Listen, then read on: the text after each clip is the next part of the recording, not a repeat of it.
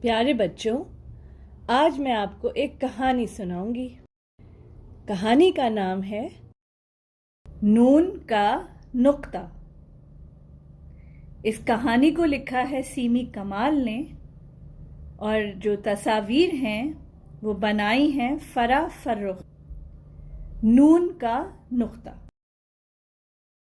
نون بہت پریشان تھا، نہ جانے اس کا نقطہ کہاں کھو گیا تھا۔ وہ الف کے گھر گیا۔ الف ورزش کر رہا تھا۔ نون نے اس سے پوچھا، کیا تم نے میرا نقطہ دیکھا ہے؟ الف نے اکڑ کر جواب دیا، جی نہیں۔ نون بے کے پاس پہنچا۔ بے بستر پر مزے سے سو رہا تھا۔ نون نے اس کو جگایا اور پوچھا، کیا تم نے میرا نقطہ لیا ہے؟ نہ بابا۔ بے کروٹ بدل کر پھر سو گیا۔ باغ میں دو بہنیں پے اور تے کھیل رہی تھیں۔ اتنے سارے نقطے دیکھ کر نون کی بانچیں کھل گئیں۔ وہ لالچ سے نقطوں کو دیکھنے لگا۔ تے نے جھٹ نقطے اپنی گود میں رکھ لیے اور پے فوراً اپنے نقطوں پر بیٹھ گئی۔ قریب ہی ٹے اور سے ٹہل رہے تھے۔ نون نے غور سے ٹے کو دیکھا، یہ کیسا نقطہ ہے؟ ٹے نے کہا، یہ نقطہ نہیں توئے ہے، اور آگے بڑھ گیا۔ نون سے کے پاس آیا، ایک نقطہ مجھے دے دو۔ ہرگز نہیں، سے نے جواب دیا، تم چاہتے ہو میں تے بن جاؤں؟ اب کیا کروں؟ نون نے سوچا، کیا بازار سے خریدوں؟ بازار میں جیم اور چے ٹافیاں خرید رہے تھے۔ نون کو جو آتے دیکھا تو دونوں بھاگ گئے۔ پھلوں کے ٹھیلے کے ساتھ ہے اور خے کھڑی تھی۔ کیا تم مجھے اپنا نقطہ دو گی؟ نون نے خے سے التجا کی۔ یہ تو میرے سر کا تاج ہے، میں نہیں دیتی، خے نے اترا کر کہا۔ نون کے نقطے کی داستان دال ڈال زال نے بھی سن لی تھی۔ زال نے نون کو دیکھتے ہی اسے اتنی زور سے گھورا کہ وہ نقطہ مانگے بغیر ہی کھسک گیا۔ نکڑ پر رے ڑے زے اور یہ مکے چلا چلا کر لڑ رہے تھے۔ اس سے پہلے کہ نون نقطہ مانگتا، ایک مکہ اس کو بھی پڑ گیا۔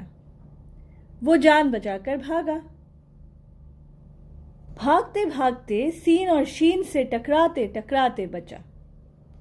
شین کے نقطے دیکھے تو نون نے کہا، تمہارے پاس اتنے نقطے ہیں، میں ایک لے لوں۔ یہ تو مجھے بھی نقطہ نہیں دیتا، سین نے شکایت کی۔ نون کا منہ لٹک گیا۔ کچھ ہی دور سواد زواد اور توئے زوئیں بھنگڑا ڈال رہے تھے۔ نون بھی ان کے ساتھ ناچنے لگا۔ اس نے اچک کر زواد کا نقطہ لینے کی کوشش کی، مگر زواد نے اس کو دھکا دے کر گرا دیا۔ عین غیب نے آ کر نون کو اٹھایا اور سمجھایا، دیکھو کسی اور کے نقطے ایسے نہیں لیتے، تم اپنا نقطہ ڈھونڈو۔ نون رونے لگا، میں تھک گیا ہوں۔ فے نے اسے بہلایا، قاف کھانا لے کر آیا۔ کاف اور گاف نے کہا، بھائی مت رو، لو ہماری ڈنڈیاں لے لو۔ لیکن نون کو تو نقطہ چاہیے تھا۔ وہ مایوس ہو کر شہر سے باہر چلا گیا۔ کھیتوں میں لام، میم اور واؤ کام کر رہے تھے، کسی کے پاس نقطہ نہیں تھا۔ نون وہیں پگ ڈنڈی پر بیٹھ گیا۔ ہا ہا ہا ہا، ہی، ہنسنے کی آواز آئی۔ نون نے ادھر ادھر دیکھا۔ ہے اور دو چشمی ہے شاخ پر بیٹھے بے نقطے کے نون پر ہنس رہے تھے۔ سامنے سے حمزہ، چھوٹیے اور بڑیے اسی طرف آ رہے تھے۔ دور دور تک کسی نقطے کا نام و نشان نہیں تھا۔ نون پریشان ہو کر بولا، میں تو نون غنہ بن گیا۔ بڑی یہ نے تمام حروف کو بلوایا اور ان سے آہستہ سے کچھ کہا۔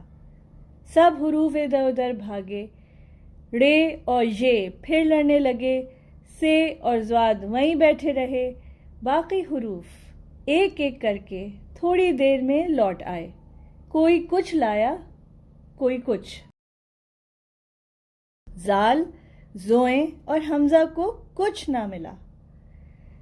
دو چشمی ہے دھنک کے بیچ بیٹھ کر آ گیا۔ ہے حلوائی کو اٹھا لایا۔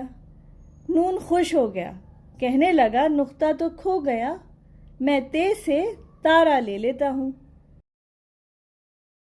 اتنے میں آواز آئی، میں کھویا تھوڑی تھا، میں تو تمہارے ساتھ چھپن چھپائی کھیل رہا تھا۔